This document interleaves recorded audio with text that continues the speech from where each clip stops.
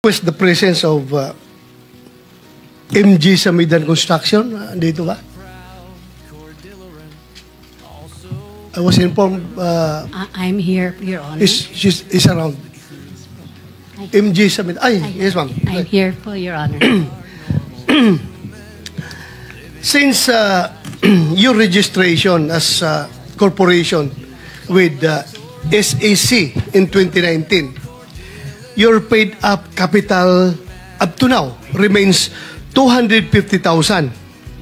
Yet, based on news reports, you bag a total of 5.022 billion pesos worth of flood control projects. Paano nyo po ito nagawa? Sa loob lamang ng 5 taon, mula sa 250,000 pesos, ngayon bilyon-bilyon na po ang inyong naging proyekto sa flood control. Your Can you Honor, explain to this committee, please? Yes, Your Honor, if I may. Yes.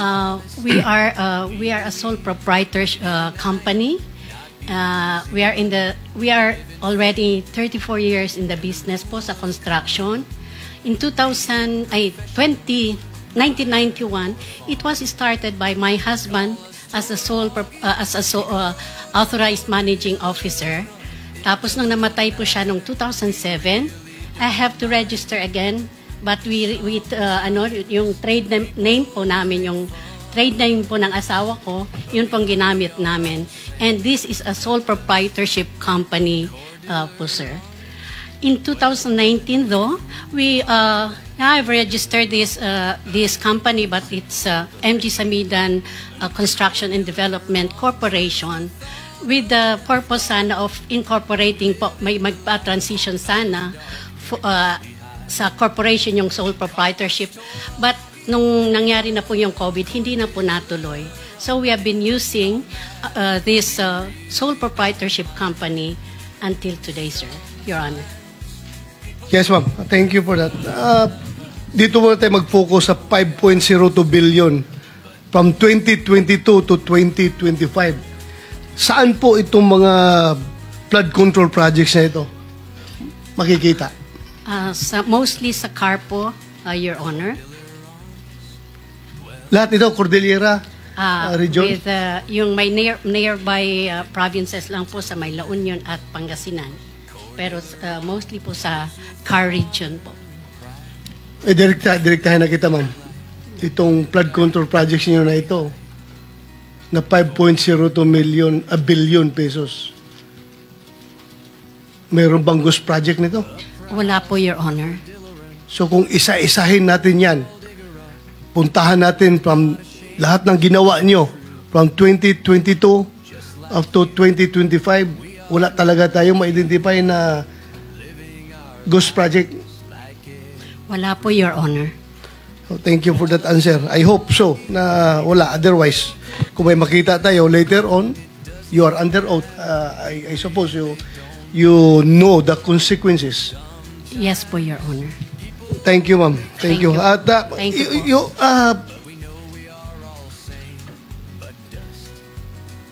gaan yung pick up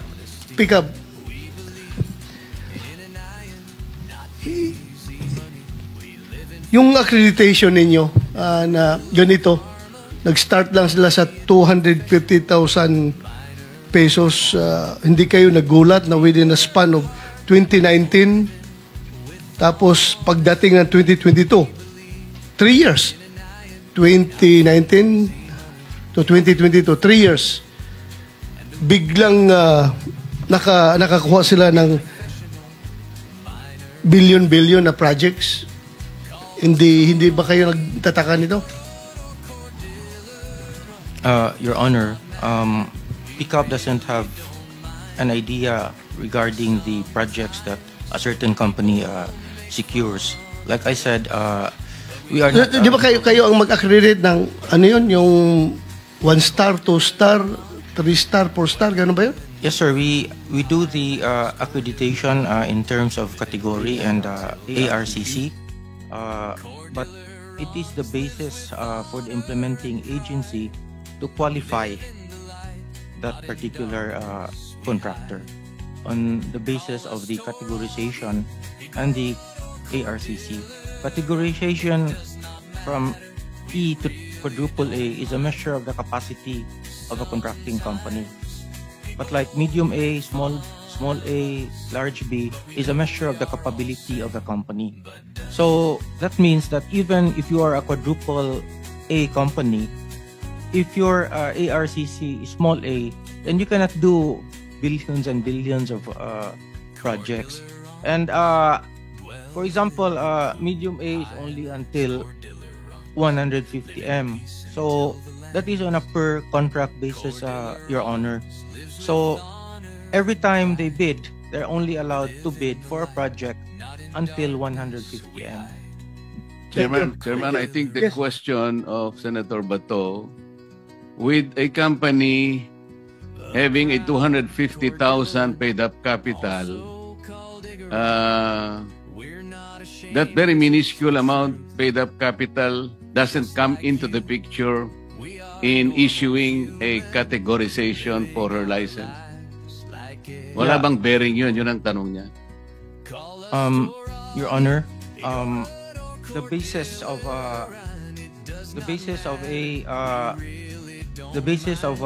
financial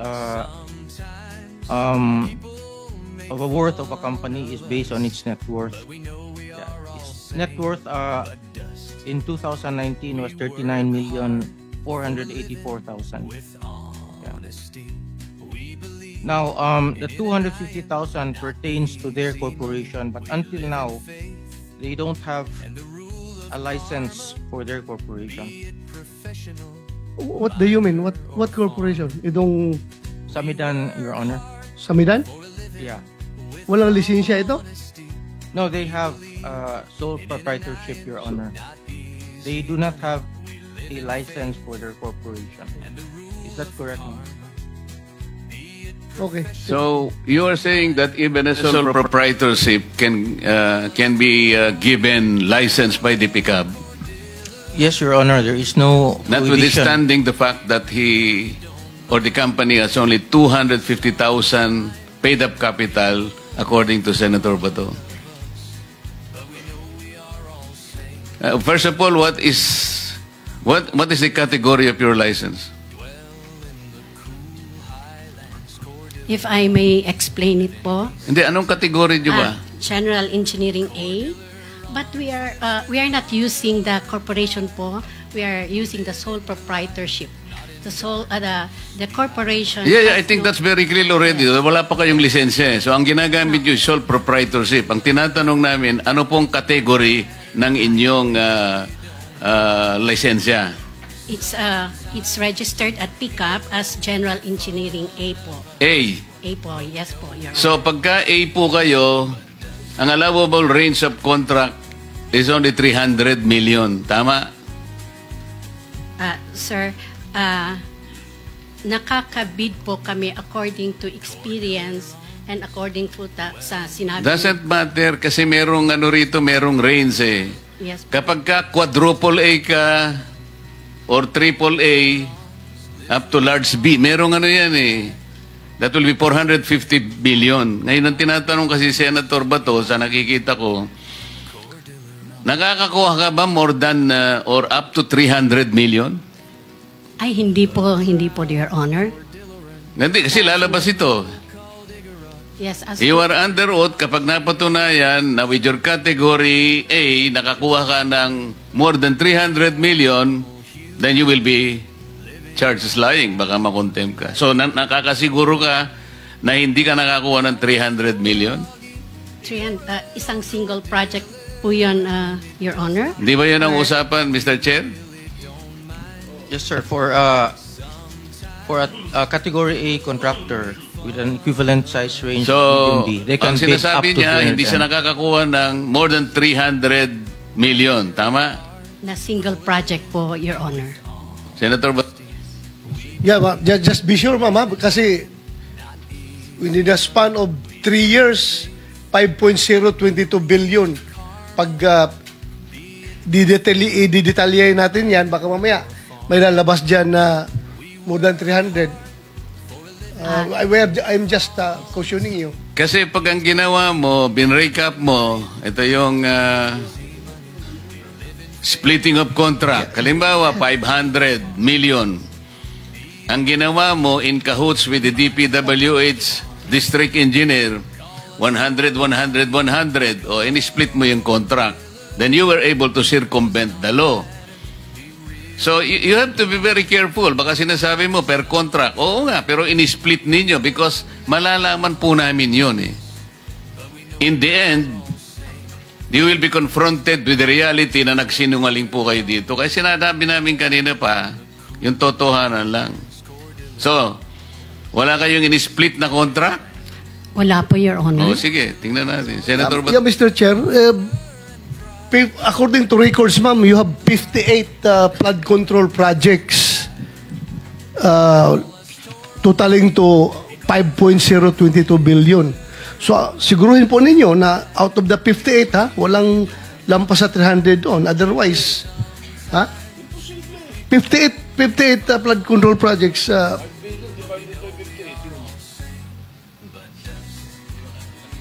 Dali lang. Mr. Chairman, imposible. 5 billion 5 billion divided by 58. Oh. let me help you, madam.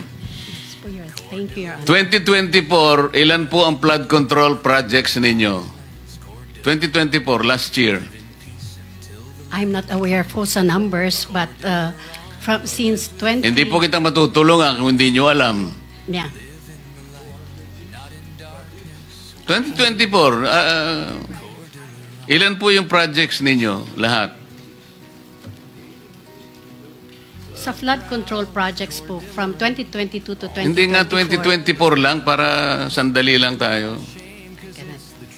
I cannot recall for... O ngayon, 2025, ilan ang pinoprosecute ninyong flood control projects? Sa ngayon pong 2025, wala pong na-award. Wala kayong project ngayon? Sa flood control po, Your Honor. 2024, hindi mo ma-recall. Yes, what I prepared is only from 2022 to 2025 that we have 58 flood control projects po, Your Honor. Were you able to execute several projects at the same time? Halimbawa, sa isang taon, may 10 ang inyong ginagawa. Pwede ba yun? Yes po, Your Honor. Okay. Sabihin na lang natin 10 ang projects nyo in 2024. Ilan pong technical people ang hawak ninyo to dedicate them sa 10 projects which you are executing all at the same time? We have several people po. I'm not talking about several people. I'm talking about technical people and technical equipment. Each project must have dedicated personnel. Project A, for example, meron kang 5 na engineers dyan. Iba-iba ang katungkulan yan. Hindi mo pwedeng gamitin yon sa ibang project. Yes, O, 10 yun. Sabi kanina, inamin mo, there are 10 simultaneous projects being undertaken by your company. Ang ibig mo ang sabihin, kung 5 tao yon, meron ka 50 engineers? May organizational chart po na nakalagay doon. Madam, I'm not talking of the organizational structure. We're talking about your ability to execute 10 projects at the same time. Lalong-lalo na, yung iba nasa Mindanao, yung iba nasa Cebu, yung iba nasa Baguio, isa sa Batangas. You cannot do that.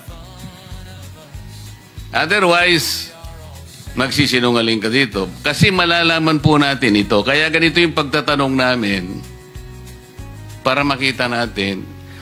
Kasi kapag sinabi mong you can execute 10 projects in 1 year, kailangan mong magkaroon at the very least 50 engineers. Kasi ang gagawin ninyo, yung nakadedicate sa Project A, yun din ang Project B, Project C. Hindi po pwede yun. Sa kontrata po at sa batas, hindi pwede yun.